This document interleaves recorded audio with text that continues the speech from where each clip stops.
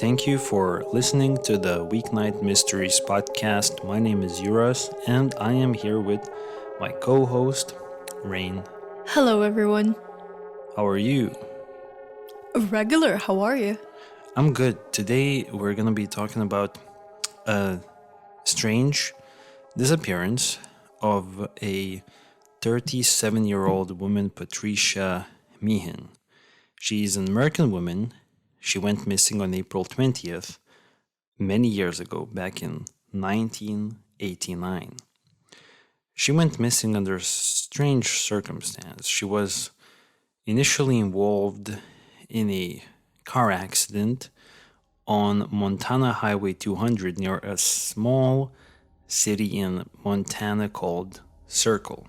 It's a small community. It's basically, I would even say, in the middle of nowhere in Montana. Nothing specific about that particular location. So would you say it's not specifically a circle? Yeah, it's just I'm called. sorry. No, it's called Circle, the town. She was 37 at the time of her disappearance. She crashed her car as she was seemingly driving in the opposite lane. And following the crash, she crashed into another vehicle. Investigators believe that she may have fled the scene, either out of fear or due to amnesia caused by a head injury. So in the month and years after Patricia's disappearance, she has been reported to be seen all across the United States. In total, there have been more than 5,000 sightings of Patricia, several of which were even confirmed by police. I believe there were 3 confirmed sightings of Patricia, so this is not a typical case of a woman crashes a car on a dark road and disappears in the wilderness. By the sound of it, she continued living for at least some time after the crash, which is, I guess, the most interesting part of this story. However, none of these reported sightings led to her being found. And the unusual circumstances of this case drew widespread media attention. Her family searched for Patricia across the whole country. They were following up on tips, and her disappearance was actually featured on Unsolved Mysteries with Robert Stack. It was season 2, episode 6. It aired in the fall of 1989, so actually quite recently after, she went missing. And to this day, the investigation remains open. And Patricia is still a missing person, but, when we talk about missing person cases, usually you would kind of assume that the person is dead soon after they disappear on the, rural road. Usually, yeah. And we had even some not recent cases, but we had cases where sometime later their remains are found. Sometimes pretty close to... Oh, yeah. Mm-hmm. Actually, I remember a couple of cases that we talked about that had that description that people went missing. We did not know what happened, and I believe one of them was David Schultz. I'm not sure if you remember. Some time ago, we talked about the disappearance of David Was Schultz. he the truck driver who disappeared while on the job? Yes. Oh, okay. Yeah, David Schultz, remember? If my memory is correct, He was around that area. he was found. Mm-hmm. His remains were found. Mm-hmm.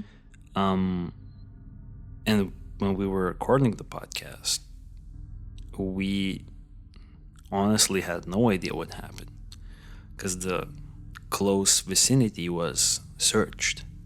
Apparently. Yeah, so why Patricia's case sparked my interest really heavily was because of the fact that she has been seen many times. And I believe, after, and we will talk about those sightings and the details, to me, personally, it seems like she really has been seen.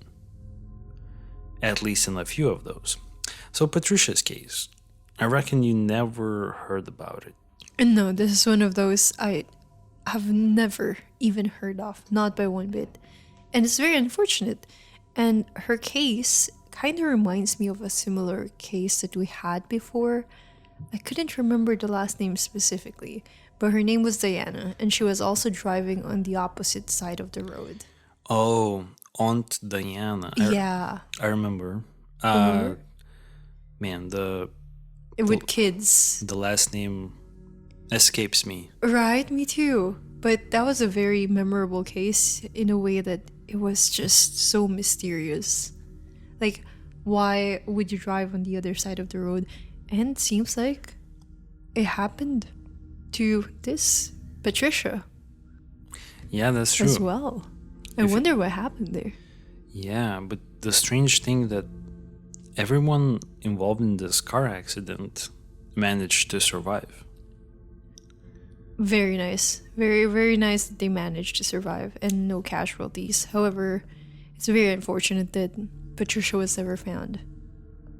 Yeah, so let me tell you a little bit about her background Yes, please. before we move into the details and the things that we uncovered here. So Patricia was born to parents Dolores and Thomas Meehan.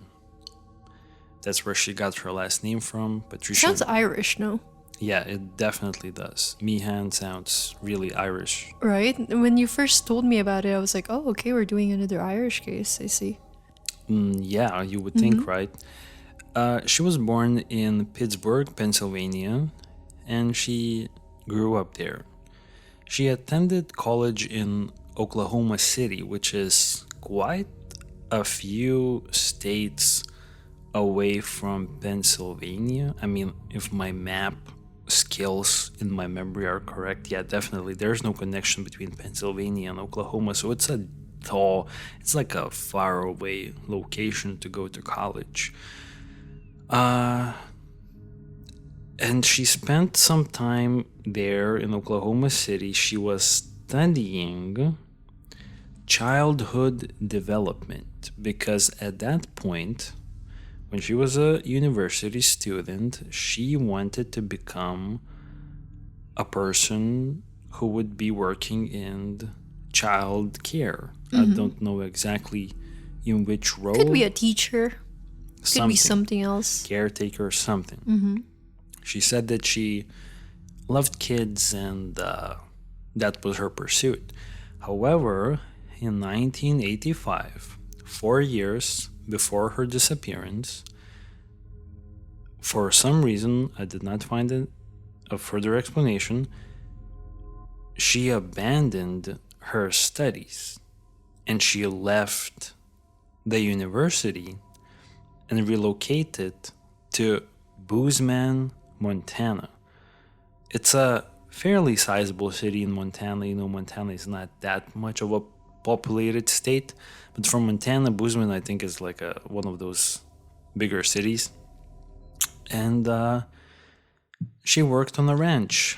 She was working as a ranch hand, and I think she was only doing that during the summer. So she apparently had a real love for animals, and this was her reason behind the career shift. I think it was mentioned in some source that her family did not find it suspicious that she, abandoned her university studies and went to become a ranch hand during the summer, and during the winter time she would work odd jobs. And I think I read in one source that she would be doing those odd jobs for the landlord that she was, renting. What kind of odd jobs are we talking about here?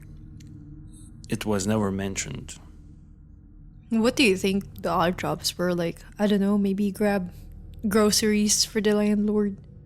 I think maybe those were real jobs, not like helping jobs. I think they were, whatever odd jobs are, maybe Selling like the fruits or the produce or by the side of the something, road. maybe Maybe. like maybe a waitress or I Mm. don't know, like something that could potentially be like temporary because every Hmm. summer she would go back to the ranch. So And they're not really necessarily odd. They were just temporary. well, yeah, I would say, Hmm. and I do not know, like honestly, the setup back in the 80s in Montana, but maybe the work in the ranch pays a lot, and maybe it is enough to cover like a huge part of the rest of the year. Oh, I have no idea. You worked in a similar-ish environment before, right?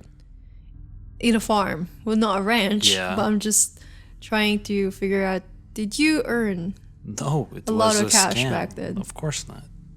So I don't know, I'm just trying to gauge No, if she actually it had. was a complete scam what I was doing. Mhm. So no, I Hopefully she was think doing something better. no, I think so. Like I don't see any parallels between myself. And I feel like what she was doing was probably better paying stuff. And also in the 80s in America, I don't know what the economy was. But regardless, the last person to see Patricia before she vanished was her landlord, who noted that her demeanor was out of the ordinary when the landlord last spoke to Patricia, because Patricia apparently seemed hyper. So one day before she disappears on April 19th, she was hyper. I do not I know. wonder what she was like before then. Was she more did she kept herself? I don't know, was she more of like isolated? Was she depressed? So she was all of those things, I believe. I think her mother said that she was suffering from depression. I'm gonna get into it in a little bit. And on top of that, her demeanor was commented that she was um, like a more quiet person. So she speaks to the landlord. I do not know about what, but she seemed hyper. Apparently, the landlord didn't find it strange enough. So Patricia also, on the same day, called her father, who was, living with Patricia's mother in Pittsburgh. And Patricia said that she was under a lot of stress and she wanted to go home. So her father, I think, agreed that you can go home and live with us in Pittsburgh only if you sign into a psychologist, because he believed she needed some counseling help. And I think she agreed. And to be honest, I think she already had been seeing a psychologist, as I understand, whom she even had an appointment on the next day following her disappearance. So she disappeared on the 20th of April, but on the 21st of April, she already had an appointment with a psychologist.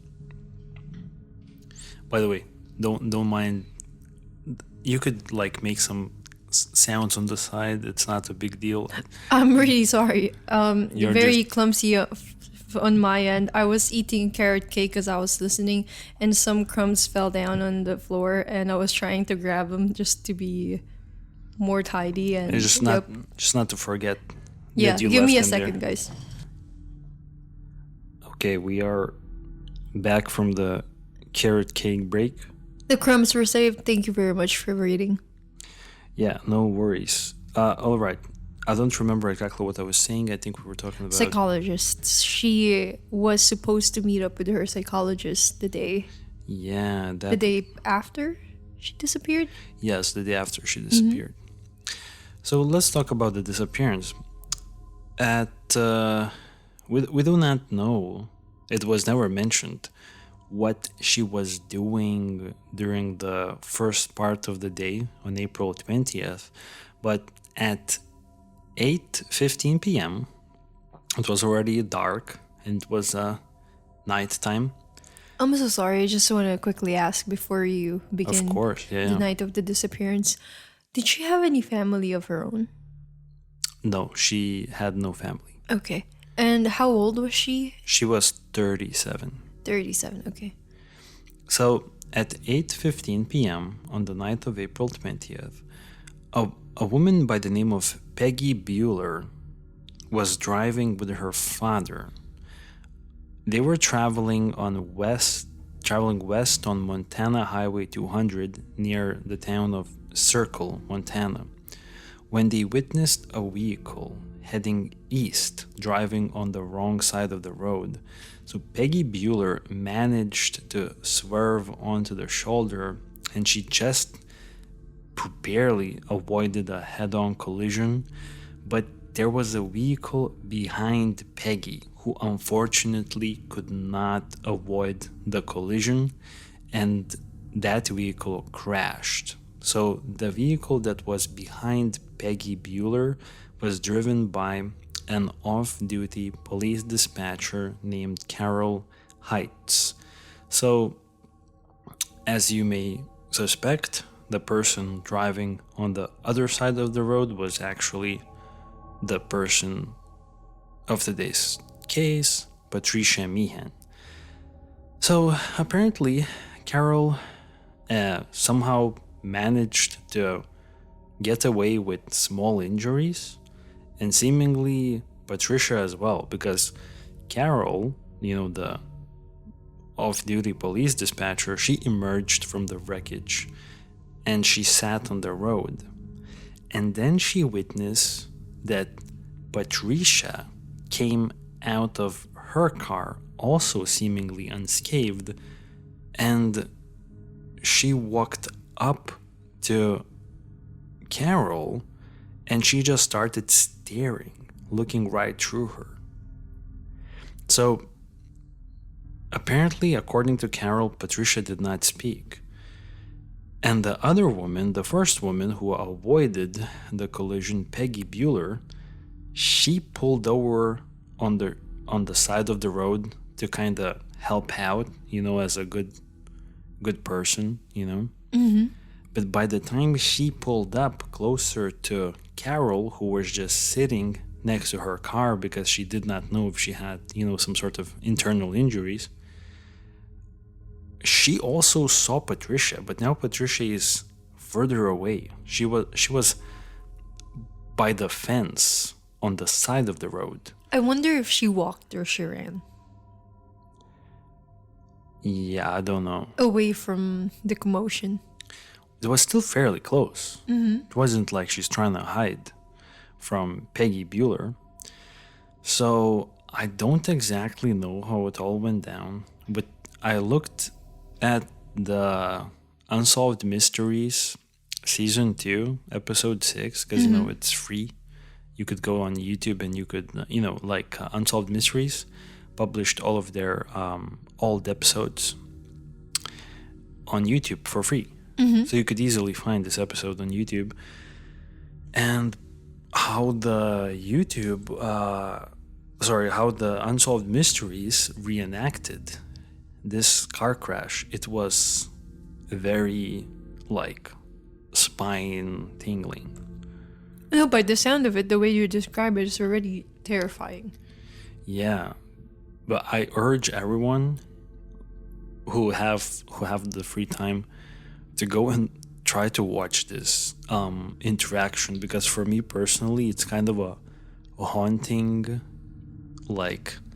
reenaction, because how Unsolved Mysteries described it, it was literally Patricia coming close to Carol as Carol is sitting by her car and just looking at her without any expression, without saying anything. And it was fairly up close. I'm imagining a horror film right here. It's worse than a horror film, because in a horror film, know what's coming.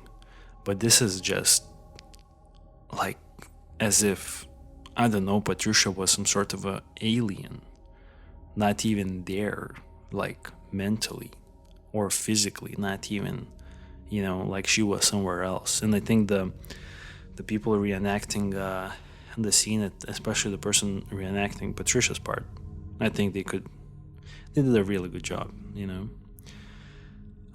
So let's go back to the situation.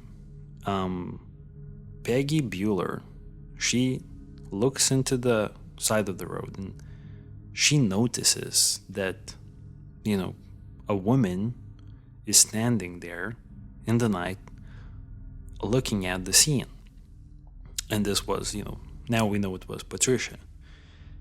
And Peggy Bueller stated that as I looked out across the accident, I noticed someone on the other side of the fence. And this woman was standing there like a spectator, not like it had happened to her. And this to me indicates, the more I think about it, is that maybe Patricia had incurred a brain damage during the car accident, because to me or a concussion or something. Concussion, because she was a regular person. Just the day ago she was a little hyper, so you could suspect that she's something's wrong. Yeah, but the shift into this craziness. I mean, if the impact was, I don't know, if she got a head injury out of the impact, then wouldn't she be in a daze as well? Maybe it would have been harder for her to get out of the car and walk. But from the description, it seems like she just stood up and walked there. Yeah, so what does that mean? What do you think that means? I'm just trying to understand your point of view. No, I'm just, from the way I'm looking at things, it seemed like maybe she didn't really have any injury, but maybe she did. Open to possibilities, of course. But I'm more thinking maybe she was in shock. Like she couldn't believe what happened. And when you're in shock, you kind of just go numb. You don't really feel anything. You just feel like you're a spectator of your own life. And maybe that's why she just walked calmly. Like she couldn't towards believe. the scene. Yeah, like she couldn't believe that this happened, and she wasn't even like the 1,000 miles there. She didn't want to engage in the reality. She just was observing it. What do you think? I agree with that. I think there's a huge chance she was in shock at that point. Because I think it was last year I saw. I think you were with me. We were together. We were driving, but you were on the other. You were focus driving, and we drove past this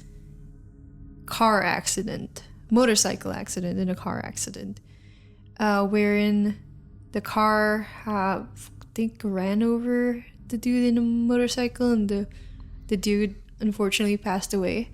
And I basically saw the driver sitting by the bush on the side of the road as the police officers were looking at the scene, and he had the same stare. Like he was staring at the distance. He was physically there, but it was so obvious from the way he looked, he wasn't mentally or emotionally with us. That's a good point. I remember that accident. I didn't see the driver's face, because I didn't have the time, because I was busy driving. But yeah, that's a good point. So yeah, maybe something similar happened, like she couldn't believe that it happened, or she was just in a huge state of shock. Maybe. No, I completely agree with that. So Peggy Bueller watched as Patricia was just standing there silently for several moments on the opposite side of the fence, and then Patricia started walking away into an empty field, and she vanished. So Peggy Bueller immediately drove into town, I believe into Circle, and she reached the phone, because I think they didn't have cell phones back in '89. While her father stayed with Carol, to wait for ambulance and not to leave this woman alone, obviously. When the police arrived, Patricia was already gone, and the investigation began. So police started searching immediately, and on the same night, and they discovered a trail of tennis shoe tracks beginning in a desolate field approximately 0.7 miles away from the scene, or roughly like 1 kilometer away from the scene. And based on the size of the shoe impressions, the tracks were believed to belong to Patricia. Well, they were her shoe tracks. Investigators followed the tracks until 3 a.m. in the morning, but they eventually disappeared in the terrain, and the search was suspended until the following morning. Okay. Roughly 1 kilometer away from the scene when the police arrived. I wonder how long did it take for the police to arrive in the scene? Because I kind of want to gauge if Patricia started walking or running. Was she walking slowly as well, or did it snap and she started running? I just wanted to know, but I bet we'll never know. I was even going to ask you a question. Do you think that the shoe tracks belong to Patricia? I believe so, yes. The only reason I'm asking is because apparently they started roughly a kilometer from the crash. And my only logical assumption is like, why are they starting not immediately? Maybe it's a different terrain for the first kilometer. Maybe it was grassy. And then how do you explain them ending? Maybe terrain changes again. I think so. That's the only thing I could explain. Or maybe it started raining. Yeah, maybe. Something. Or she took off her shoes. Then there would be still tracks. Yeah, you have a point. There still would be tracks. Or she just hid instead of going on further. Yeah, I think also a possibility. Mm-hmm. So they called off the search at 3 a.m. Patricia's parents arrived in Montana shortly after their daughter's disappearance, and they distributed over 2,000 missing person flyers throughout the area. Her brother and sister are, residents. One of them is from Florida and another one from Massachusetts. They also traveled to Montana to engage in search efforts. Local volunteers searched the surrounding mountains and terrain near the crash site by horse and ATV. And the Meehan family employed a helicopter search, but they proved no results.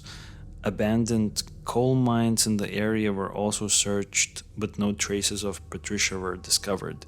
The crash site was nearly 400 miles from Bozeman. This is another thing maybe I should have brought up a little bit earlier in the story, but this is a point of interest for sure. Patricia, by the time she crashed, she was 400 miles away from Bozeman. So Bozeman, the city, where she was residing in Montana, it's on the western part of Montana.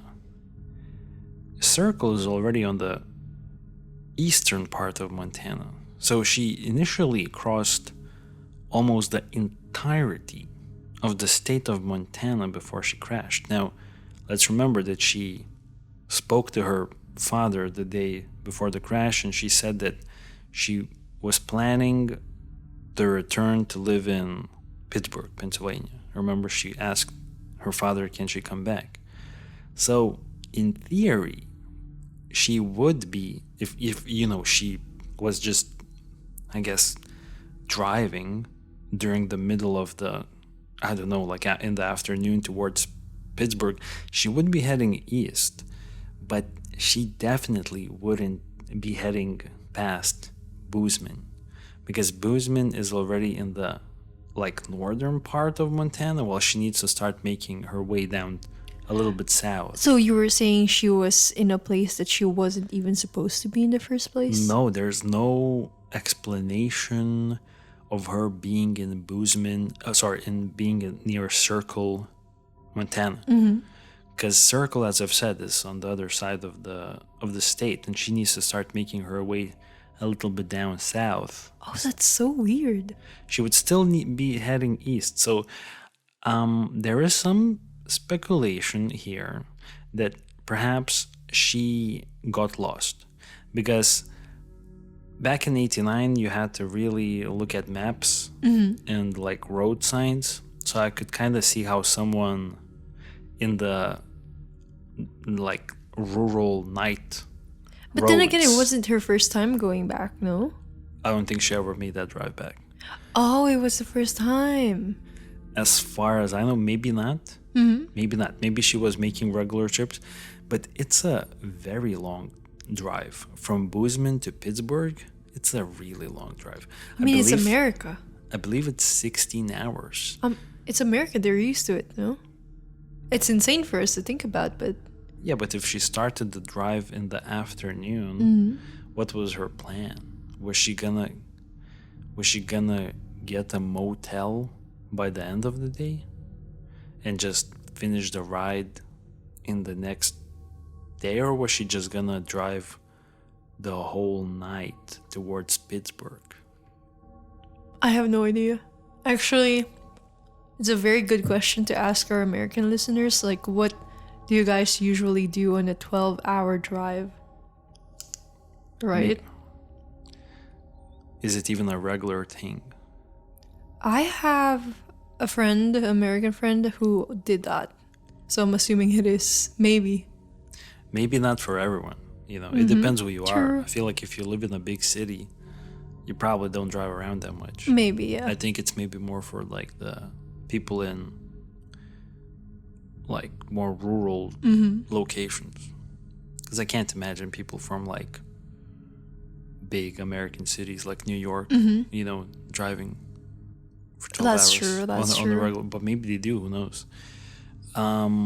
So police initially suspected that Patricia fled the scene by hitchhiking, or that she hid in a hay truck.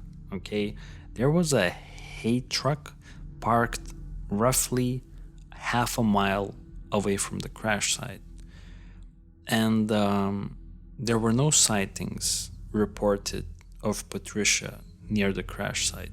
So it's really uncertain how she left the area, if she even left the area, because perhaps she succumbed to the elements. But if she left, there is a speculation that she may have hidden a hay truck. There was a hay truck. Have you heard about this hay truck detail? Yes, I know about hay truck. I did not know about the hay truck detail in this case. And I think it's crazy to think about that she hid there. Yeah, after this crash, she would just climb into a hay truck and she would just wait until it leaves the scene. In that case, then It feels very... How would I say it? Feels like she was an actual fugitive running away. Yeah, if that was the case. According to her mother, Patricia had been experiencing depression at the time, and she had been visiting a psychologist, and she had an appointment on the morning of her disappearance, April 21st. I didn't find any more information about this depression of hers and the psychologist that she was visiting, but I just had a thought: is there a chance that she didn't want to see the psychologist, and that's why she drove into the night? Have you got any more information on this? No, not necessarily. And I don't think it has any connection with it. Yeah, I also think maybe there is no connection, but just speculating. Of course. So you don't think it's... No, I don't think it's somehow related to each other. do you think she even forgot about it in the moment? Or do you in think the moment, yeah, I think she was just preoccupied by something or someone and did not even think about the future plans. Oh, and I would ask you to pull out the file, because this is the only thing that we have to kind of look at here. Because when her family were looking through her belongings, they found that they developed a roll of film from her camera. Okay, immediately, that's creepy.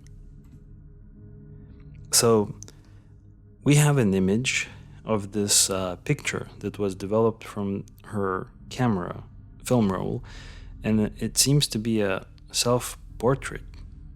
And what do you think about this picture? It looks like an old school version of a mirror selfie. That's it. But to me, when I look at this picture, something about Patricia's eyes is standing out to me. She's wearing makeup. But her eyes, don't you think she has her eyes super opened up? Yeah, but I don't really see anything suspicious and odd about it. Oh yeah. No, I was just checking if you're looking at the same picture. It could be nothing, honestly. Maybe I'm looking too much into it. Yeah, from the way I see it, she took like an old school version of a mirror selfie, and she was wearing makeup, maybe a little bit of heavy makeup on the eyes, and she looked up. That's all I can see. I can see her hair was also kind of ironed out or fixed, maybe. So I think she's a little bit more glammed up in this picture. But I do not see anything odd about it. I can see myself taking a similar shot and looking somewhat the same if I just look up from the camera. Just the angle, I think. Yeah, I'm thinking maybe the only reason why this was like singled out, because this picture was brought up as something strange. Perhaps it's because like it's the only picture that looks like this. Do you know what I mean? Maybe the other pictures are way different. Like and, regular, basically. Yeah, and this one stands out. Maybe. Maybe. Although I do not see anything weird about it. I just see a regular glammed up woman who took a selfie. That's true. I think I'm trying to look a little bit too deeply into this. But it was worth mentioning, right? Oh, definitely. I must say, it does have a creepy vibe. When you know the story. When you know, and maybe especially when you see the Unsolved Mysteries episode. Yeah, that's true. Even though I don't think they brought this picture up in the episode, but when you know the story. Was this her last self-portrait? This was the last picture. So this was the last picture she ever took, and I think if it was just a random picture, I would think nothing of it. But just because, she vanished, this picture is quite haunting and terrifying in some ways. The more you look at it, the more you think about it, this is a very scary picture for me. For me, I could just see a sad woman. That's it. A sad woman? She has kind of like I don't know. When I look at her face, all I could see is that she seemed a bit sad in this picture. Troubled. She definitely doesn't look like she's super happy. Her expression to me looks like an expression of like looking, almost like looking into her future or something, and not knowing what's gonna happen. Do you know what I mean? Like the unknown. Yeah. Like the picture of who's not certain, of a woman who's not certain what's about to happen.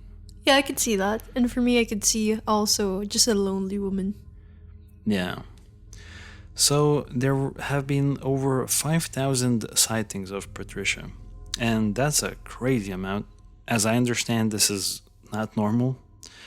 5,000. So I bet even half of them were not even her.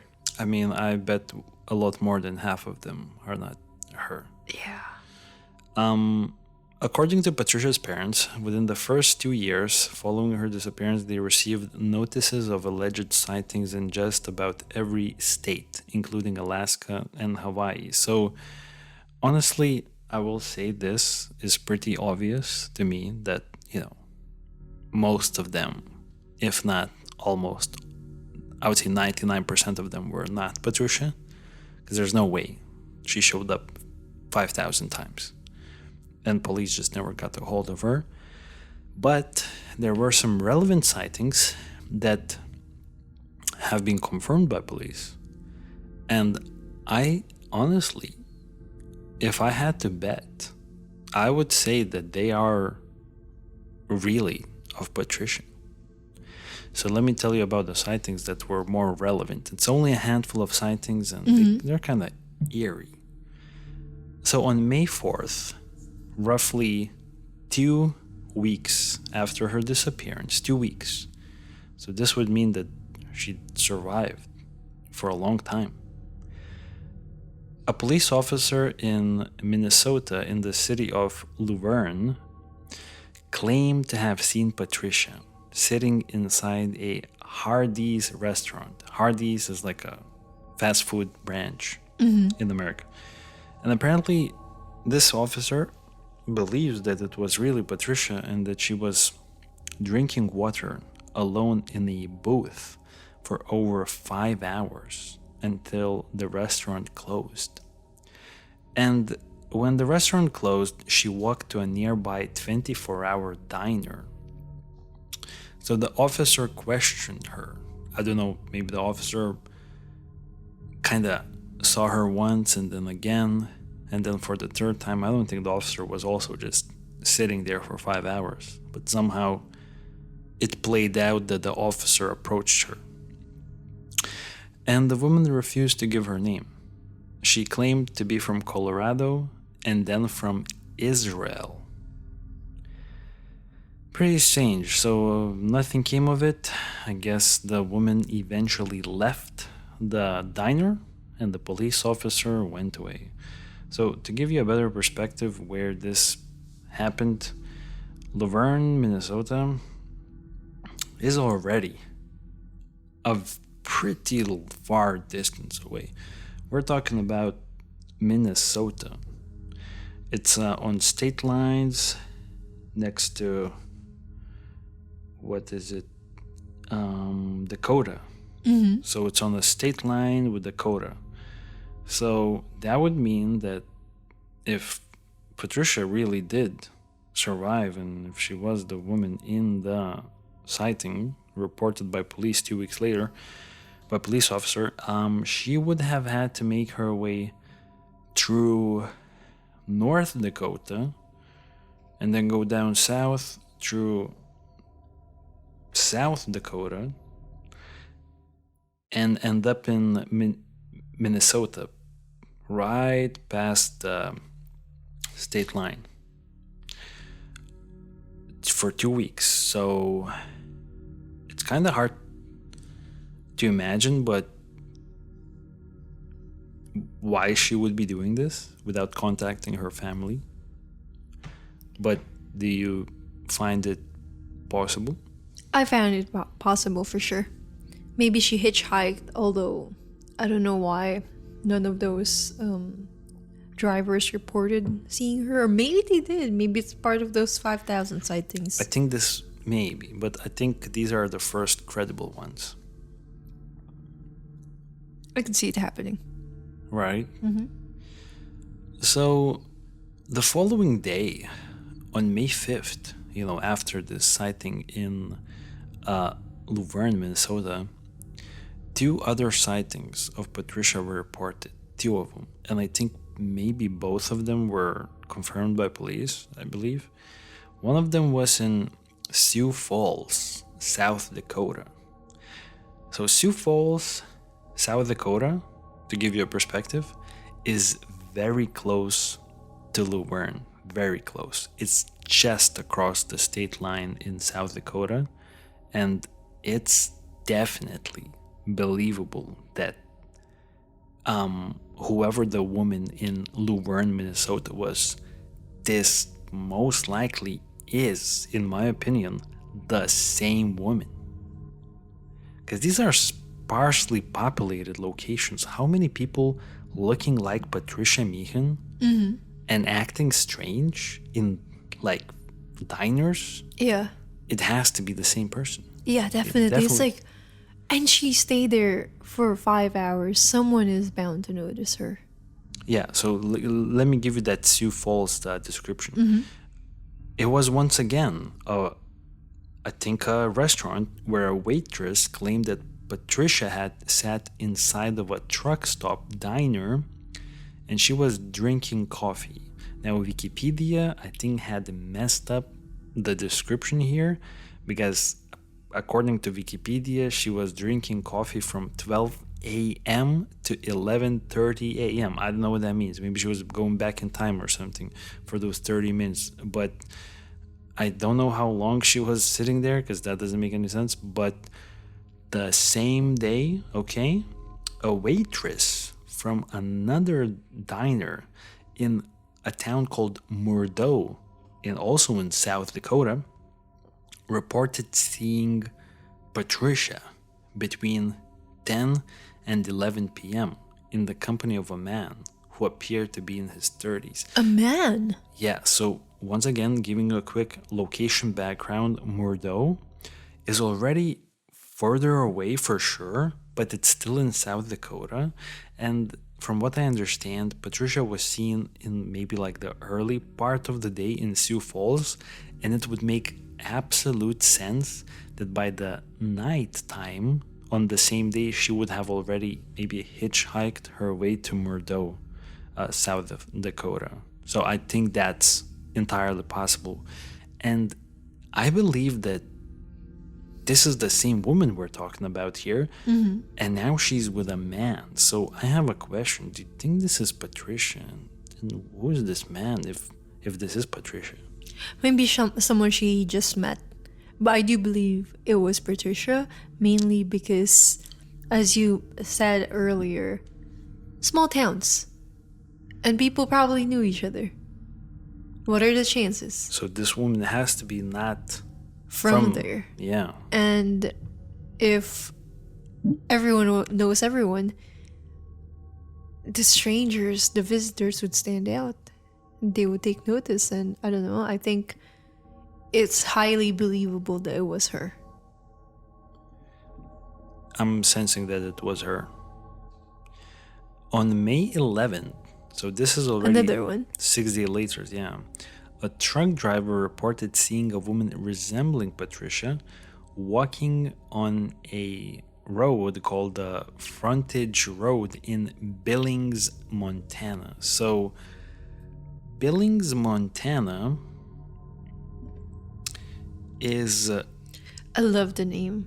Billings. I love the names of these towns. Yes, Circle and Billings, and then what's the other one? Sioux Falls. And then there was another one, this Boozman. Boozman. Yep, pretty cool. I also like the names, not gonna lie. So on May 5th, so to give you, so this is 6 days later, and this is, in my opinion, once again entirely believable that within the span of 6 days, Patricia would have made it to Billings, Montana. Billings is already in Montana. It's not really close to Circle, Montana, where she went from, missing from. It's kind of already moving towards, to kind of give you a better perspective, it's kind of moving towards Washington State in the west coast of America. Why it's important to mention Washington State is that police believe that she was trying to get to Washington State due to several reasons. Her ex-boyfriend was from Washington State, and or at least living at the time, and then her sister was also living in Seattle. So there was kind of like a theory going around that perhaps she was hitchhiking her way towards either the ex-boyfriend or sister in Washington State. So, do you think she was trying to get to one of them or both of them? Well, it's honestly impossible to tell, I would say, but I would say it's possible. And so there's nothing peculiar about that sighting, just that there was a woman who looked like Patricia. However, a week later, on May 19th, a waitress at a restaurant near Patricia's home in Bozeman reported seeing Patricia. So Patricia seems like, if we are really pinpointing that this is her movements, she made herself back to Bozeman after doing this cross-state hitchhiking. Oh, interesting. Like a month long. This is literally 1 month into her disappearance. She would have ended up back in Bozeman. She went to a restaurant and she asked the waitress to sit her down and give her breakfast really quickly because she was in a rush. So the waitress asked, "Oh, you must be going to work at 9 a.m. because this was happening at 8:30 a.m. in the morning." And Patricia said, "Oh no, I'm going shopping."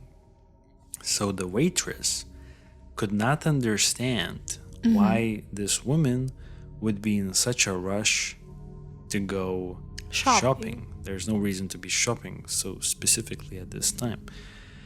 And another waitress working the same morning also saw Patricia at the restaurant and reported that she appeared to be disoriented and that she was talking to herself. So this is two different waitresses seeing the same strange woman looking like Patricia, close to where Patricia was living, just miles away. And the same week, another sighting was reported of her at a horse auction in Billings, Montana, so back in Billings. And Patricia liked horses. She really liked horses. I think that was her part of her occupation at the ranch. And then to finish off the sightings, over 2 weeks later, on May 30th, a woman resembling Patricia was seen by a passing truck driver on Interstate 90. So this is, maybe 1.5 months into her disappearance. And this was rural Washington State. So if this is again Patricia, because this one could be false, you know what I mean? This is kind of like a fair distance away. Patricia was offered a ride by the truck driver, but she declined. And then another woman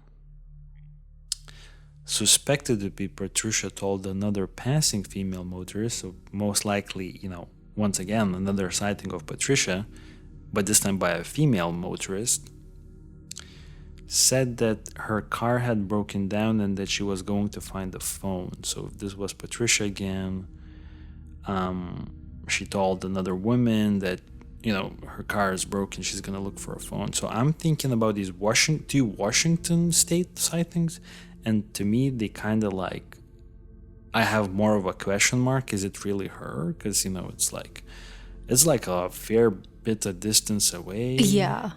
So I'm not really sure about that. Another alleged sighting of Patricia was reported the following week in Tacoma, Washington, by a Port of Tacoma employee who claimed to have seen her at a truck stop, and she was asking strangers for directions to Aberdeen, a small town in Washington state. And to top off all the information we have, by June of that same year, so a couple of months into her disappearance, over 25 sightings of Patricia had been reported. 3 of them have been confirmed by police. Other reported sightings of Patricia were received by law enforcement throughout the Pacific Northwest, many at truck stops between Montana and Seattle. Law enforcement believed that Patricia may have been in Washington state during this time, and her sister lived in Seattle, and Patricia's ex-boyfriend Kurt Fletcher, let's remember this name, lived in Spokane, okay?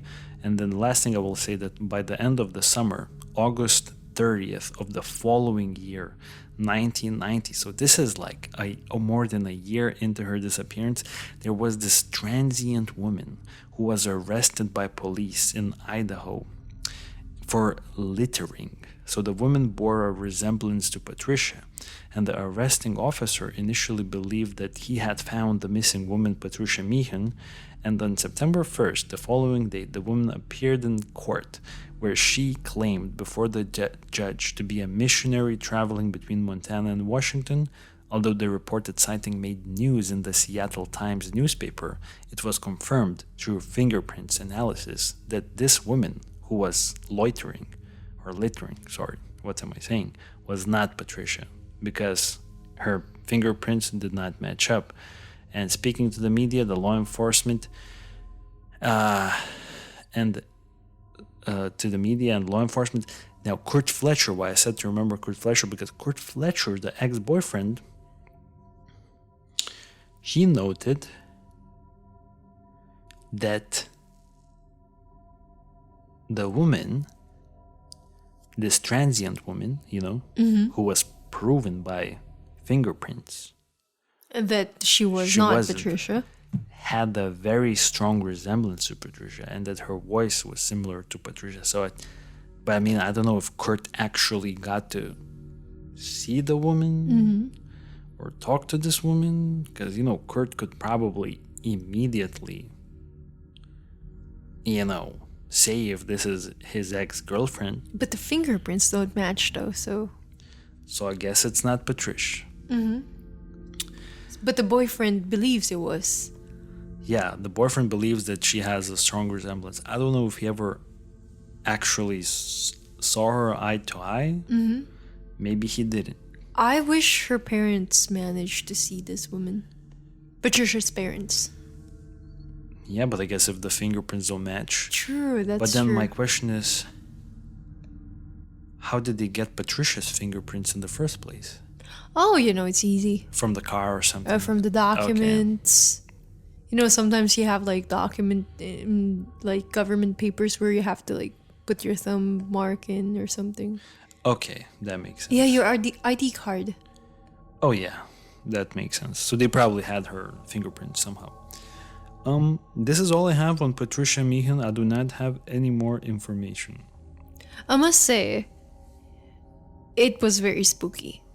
At least it's a strange case. Yeah, especially the car situation, where she just stood up and looked at another person. That was terrifying.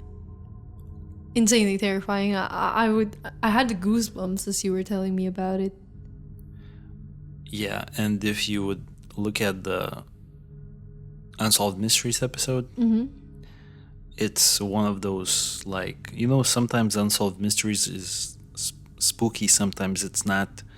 But this one with Patricia, like that moment for me, like, I don't know, it was very strange. Yeah, it's crazy. What do you think happened though? So for me, it really comes down to, it's either that she had maybe some sort of a mental situation and she crashed and she died due to exposure. I didn't really have the time to look at the scene, and we don't even have the car crash location. I tried to find it. We don't have the location where the car crash happened. If I did, I could kind of maybe give it a better like guess. So I don't want to guess because I don't know exactly where it happened. I think that maybe the sightings seem quite credible. That's true that she was moving around. And police confirmed those sightings. So they have more information than us. So I'm just logically thinking, will say, like, if the police confirmed it, then I have reasons also to believe that. I think on May 4th, she was in Minnesota, Luverne. The next day, I think she was in Sioux Falls in South Dakota. And in the evening, she was in Murdo. I also think there's a chance she eventually ended up back in Bozeman. Because it's strange. Do you think she was hiding from her family? Yeah, I think... From everyone she knows? I think so, but, on Unsolved Mysteries, they said that it could be that she had amnesia. And she did not even remember who she was. But then again, it was so deliberate. And if she had amnesia and she had no idea who she was... It seemed like she had a trail. She went back to Bozeman, which is... You probably could uncover yourself there. And I'm just thinking, if you have some sort of amnesia, wouldn't you be just confused enough to maybe stumble upon the closest town next to you? And ask for help. Or someone from that highway would see you. Yeah, but she seems like she just intentionally was hitchhiking if it was really her. So I don't know. I think also there's a question why the crash even happened. Was she lost? Was she experiencing some mental thing? Or maybe it was an attempt at self-harm. Honestly, I was leaning more towards self-harm. Yeah, mainly. Sorry for interrupting. Really sorry, but even her mother, I think, mentioned something like that it could be maybe self-harm. From one source, it says that even her mother, she's the one who brought up depression. So yeah. Sorry, I hope you didn't lose your you probably... No, it's okay. I did, but I'm trying to remember it. I need to really stop interrupting you. No, it's all good. I guess what I'm trying to say, from the story, from how you described it initially, what bothered me was the fact that she had depression for, I would say, months. Yeah, there was a lead up. And the day before she disappeared, she was jolly and enthusiastic. Oh, she was hyper. Yeah, she was hyper. And I don't know. I did read that, I don't know where I read it. Maybe in Reddit, I don't know. But apparently, depressed individuals or very lonely individuals and medical people, the one taking care of them, they're afraid when those people suddenly become happy and jolly. Because they're planning something. They're planning self-harm. And can't remember exactly what I read, but it's something like it's like they already made their peace and they're just saying goodbye. And they already have a plan laid out. That would make some sense, that logic. So I'm just trying to think, Patricia being hyper the day before she disappeared, was that intentional? Was that her making peace with everyone? It could have been. Yeah, and the drive was... Could it be potentially linked to self-harm gone wrong? And then when she saw... And it seems like from everything else, she seemed like a very empathetic person. Like she cares about young kids. She cares about animals. And maybe when that accident happened, she saw that she hurt people and she was in shock, and then she was in a lot of distress and she ran away. She was scared Yeah. and guilty. Yeah, no, I completely agree that, this could be a possibility. The one thing that stand out to me is that the crash happened approximately 400 miles away from her home. So to me, it sounds like she was actually driving somewhere before she spun out to a different lane. So the car accident could be related to exhaustion, because 400 miles is so long. That's true. Because 400 miles is 2 Lithuanias, okay?